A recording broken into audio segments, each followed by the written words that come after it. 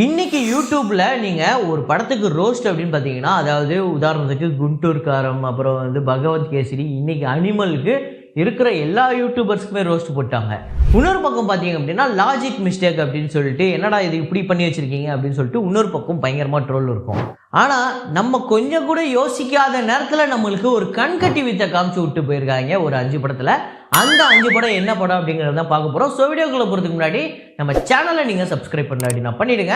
பக்கத்துல இருக்க பெல் ஐகானை பிரஸ் பண்ணிடுங்க. வாங்க வீடியோக்குள்ள போலாம். நீங்க சரோஜா படம் பாத்தீங்க அப்படின்னா அதுல நிமிர்ந்து நில் அப்படிங்கிற ஒரு பாட்டு வரும். அந்த பாட்டு எந்த சீக்வன்ஸ்ல வரும் அப்படின்னு பாத்தீங்கன்னா, ஒரு இடம் ஒன்று இருக்கும். அந்த இடத்துல தான் நம்ம ஹீரோட ஃப்ரெண்ட்ஸ் எல்லாருமே இருப்பாங்க. அதாவது நம்ம ஹீரோ குரூப் இருப்பாங்க.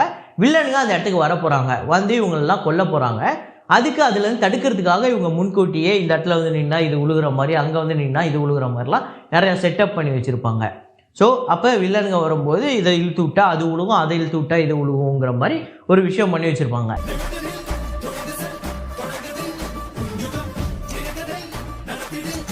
ஆனால் இதையே ஹீரோ வில்லன் இடத்துக்கு வரும்போது வில்லனுங்களே ஹீரோக்கு அப்படி ஒரு சொகுசான ஒரு விஷயத்த பண்ணி கொடுத்தா எப்படி இருக்கும்?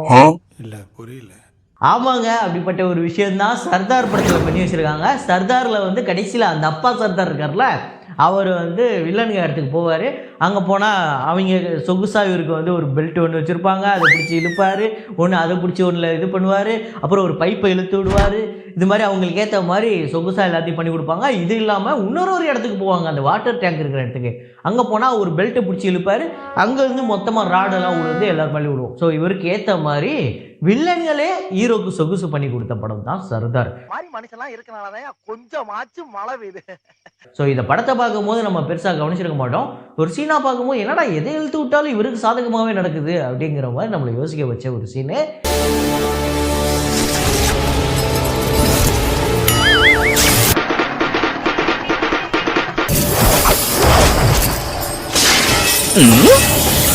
வரட்டும்டா, எனக்கு ஒரு மாதிரியாத்தான் இருக்கும். சரி, அவன் என்ன சொல்றான் கேப்போம். என்ன பார்த்தேன் கேனையும் இருக்கு உங்களுக்கு எல்லாத்துக்கும். படையப்பா படத்துல ஒரு டைலாக் ஒன்று வரும், செந்தில் இல்லண்ணே மாப்பிள்ளை இவர்தான், ஆனா இவர் போட்டுக்கிற ட்ரெஸ் எந்த நம்ம வில்லைங்க. அவர் ஹீரோ தான், ஆனால் அவருக்கு எல்லா சொகுசும் நாங்கள் தான் பண்ணி கொடுப்போம். அவருக்கு ஹெல்ப்லாம் நாங்கள் தான் பண்ணுவோம். ரொம்ப உதவி பண்ணுற மனசுல வில்லங்கெல்லாம் இருக்காங்க சர்தார் படத்தில். சுப்ரீம் கோர்ட்டே வந்தாலும் உன்னை ஒன்றும் பண்ண முடியாதுடா. இதை இப்படியே உங்களில் நிறைய பேருக்கு ஃபேவரட்டான மூவி திருச்சி ட்ரம்பலமாக இருக்கும். ஆமாங்க. அந்த படத்தில் ஒரு பக்கம் ஃப்ரெண்ட்ஷிப்பு, ஒரு பக்கம் லவ், ஒரு பக்கம் காமெடி, இது எல்லாமே பயங்கரமாக ஒர்க் அவுட் ஆயிருக்கும். இது எல்லாத்தையும் தாண்டி அந்த படத்தில் அந்த அப்பா பையனோட எமோஷனலும் பயங்கரமாக ஒர்க் அவுட் ஆயிருக்கும். இந்த கதையிலே ரொம்ப முக்கியமானது என்ன அப்படின்னு பார்த்தீங்கன்னா, இவங்க அப்பாவும் பையனும் பேசிக்கவே மாட்டாங்க. அதுவும் எந்த அளவுக்கு இந்த அப்பா பையனுக்கும் சண்டை அப்படின்னா, அப்பாவை அவன் தான் இவர் பேசுவார்.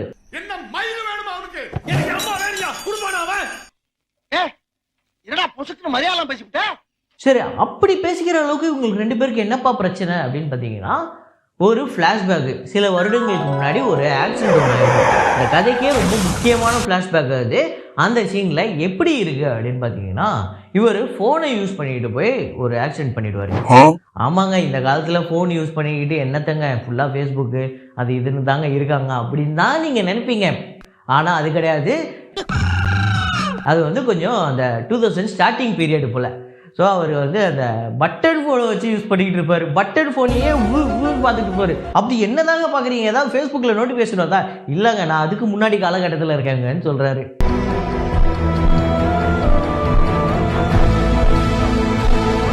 இந்த படத்துக்கே ரொம்ப முக்கியமான சீனு. இந்த படத்தை பார்க்கும்போது நம்மள யாருமே எதுக்கு ஒரு பட்டன் ஃபோனை யூஸ் பண்ணிக்கிட்டு போகிறாரு, அதுவும் அதையே அப்படியே பார்த்துக்கிட்டே போகிறாரு, அப்படி என்னதான் அதில் பார்க்குறாருன்னு நம்ம யாருமே யோசிக்கல. ஏன்னா அந்த அளவுக்கு ஸ்க்ரீன் பிளே நல்லாவே போயிருக்கோம். ஆனால் இப்போ யோசிச்சு பார்த்தா, என்னப்பா இந்த பட்டன் ஃபோனுக்காக அந்த அம்மாவை கொண்டுட்டியப்பா நீ அப்படின்னு கேட்குற மாதிரி இருக்குது பிரகாஷ் ராஜ். அது மேபி அதனால தான் கோவமாக இருக்கார் போல். ஒரு ஸ்மார்ட் ஃபோனில் ஒரு டெம்பிள் ரன் அது இதுன்னு ஏதாவது விளையாண்டுட்டு போயிருந்தா கூட சரி, நீ ஏதோ ஸ்மார்ட் ஃபோனை வச்சு கொண்டிருக்க எங்கள் அம்மாவை, பட்டன் ஃபோனுக்கு வச்சு கொண்டுட்டியாடா அப்படின்னு தான் கோவமாக வாடா போடாலாம் பேசுகிறாருன்னு நினைக்கிறேன் தனுஷ்.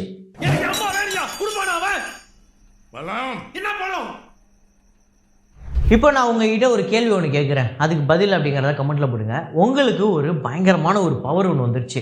உதாரணத்துக்கு ஒரு மார்வலில் இருக்கிற மாதிரி ஒரு சூப்பர் ஹீரோ ஒரு பவர் ஒன்று வந்துருச்சு, வெப் விடுற பவர், ஒரு ஸ்பைடர்மேன் பவர் ஒன்று வந்துருச்சு. அதை போய் நீங்கள் உங்கள் கேர்ள் ஃப்ரெண்டுக்கிட்ட இங்கே பாரு எனக்கு பாரு ஸ்பைடர்மேன் பவர் இருக்குது அப்படின்னு நீங்கள் சொன்னோடனே உங்கள் கேர்ள் ஃப்ரெண்டு எப்படி ரியாக்ட் பண்ணுவாங்க? எப்படியா இப்படிப்பட்ட பவர் இருக்கு, வேற லெவல் பா, உனக்கு எப்படி வந்தது, ஐயோ எனக்கு அப்படியே நம்பவே முடியல தெரியுமா அப்படின்னு சொல்லிட்டு ஏதாவது ஒன்று ரியாக்ஷன் பண்ணுவாங்க. ஆனா இந்த ஹீரோயின் என்ன பண்றாங்கன்னு பாருங்க. என்னவா இருக்கும் எனக்கு என்னடா தெரியும், கேளுடா. இஷான், நெருப்பு என்ன ஒண்ணும் பண்ணாத, எனக்கு தெரியும் இஷான். என்கிட்ட இந்த விஷயத்தை ஏன் மறைச்ச? எனக்கு நெருப்பு பவர் இருக்கு, நெருப்பு என்னை எதுவும் செய்யாது அப்படின்னு இந்த ஹீரோ சொன்னா ஷாக் ஆகாம இதை ஏன் முன்கூட்டியே நீ என்கிட்ட சொல்லல கோச்சிக்கிட்டு போறாங்க. இந்த ஹீரோயினை என்ன பண்றது?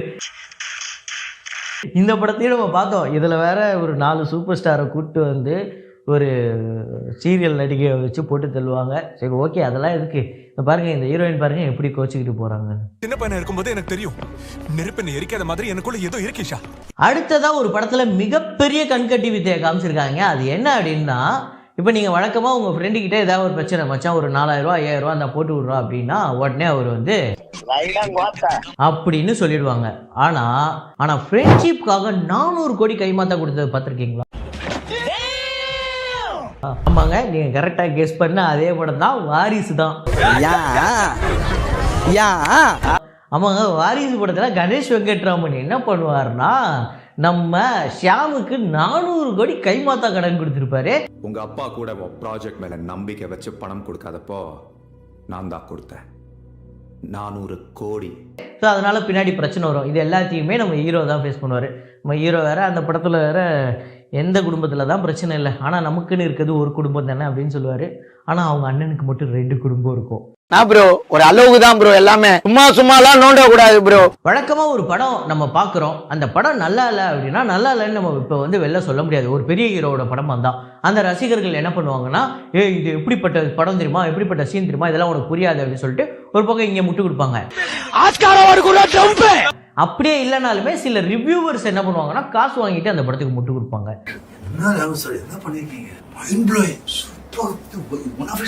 அதுவும் இல்லாமல் சில டேரக்டர் வந்து இது வந்து அந்த கேரக்டரோட பெர்ஸ்பெக்டிவ் அப்படின்னு சொல்லுவாங்க. ஏன்னா ஃபர்ஸ்ட் டைலாக் மனுஷன் அந்த கதை ஓப்பன் பண்ணும்போது எல்லா கதைக்குமே நிறைய பேருக்கு பெர்ஸ்பெக்டிவ் இருக்கும், இது என்னோட பெர்ஸ்பெக்டிவ்னு சொல்லி தான் ஆரம்பிப்பார். ஸோ இந்த மாதிரிலாம் ஒவ்வொருத்தர் ஒரு படத்துக்கு முட்டு கொடுப்பாங்க. இப்போ ஒரு படத்துக்கு அந்த படத்துக்குள்ளேயே முட்டு கொடுத்துருந்தா எப்படி இருக்கும்? ஆமாங்க, மிரல் படத்தில் பார்த்தீங்க அப்படின்னா கே.எஸ். ரவிக்குமார் வந்து கூப்பிட்டு கேட்டிருக்காரு, என்னப்பா படம்லாம் எடுத்து முடிச்சிட்டிங்களா, போட்டு காட்டுங்கப்பான்னு. போட்டு காமிச்சா, என்னப்பா இவ்வளோ மிஸ்டேக் பண்ணி வச்சுருக்கீங்க, சரி இதெல்லாம் போய் ரீஷூட் பண்ணிட்டு வாங்க அப்படின்னு சொல்லியிருக்காரு. சார் அதெல்லாம் பட்ஜெட் இல்லை சார், நீங்களே எதாவது பார்த்து இதெல்லாம் டைலாக்லேயே மேனேஜ் பண்ணி விட்ருங்க சார். கடைசியில் இவங்க என்னெல்லாம் மிஸ்டேக் பண்ணாங்களோ இது எல்லாத்தையுமே அவரோட டைலாக் மூலியமா சரி பண்ண ட்ரை பண்ணியிருப்பாங்க இந்த படத்தில். பாதிக்கப்பட்டவன் ஆங்கிள் போய் பார்த்தா தான் தெரியும் எது எங்கெங்க மிஸ் ஆயிருக்குன்னு. என்னடா இப்படி வியாபாரம் பண்றீங்க? இந்த மாதிரி நிறைய கண்கட்டி வித்தைகள் தமிழ் சினிமாலையும் ஹிந்தி சினிமாலையும் தெலுங்கு சினிமாலையும் இருக்கு. ஸோ எடுக்கணும்னா second part, third part, fourth பார்ட்னு போய்கிட்டே இருக்கும். இப்போதைக்கு நம்ம 5 படங்களை பார்த்துருக்கோம். இனிமேல் வரப்போகிற நாட்களில் நிறையா படங்களை பார்ப்போம். உங்களுக்கு நீங்கள் ஏதாவது இந்த படத்தை பாருங்க ப்ரோ, எப்படி இருக்கு பாருங்க ப்ரோ இந்த சீன் அப்படின்னு நீங்கள் எனக்கு சஜஸ்ட் பண்ணணும்னு நினச்சிங்கன்னா அதை கமெண்ட்டில் போடுங்க. ஸோ இதே மாதிரி ஒரு வீடியோவில் இதே மாதிரி ஒரு கண்கட்டி வித்தை ஷோவில் மீண்டும் நான் உங்களை சந்திக்கிறேன். Signing off Rahman.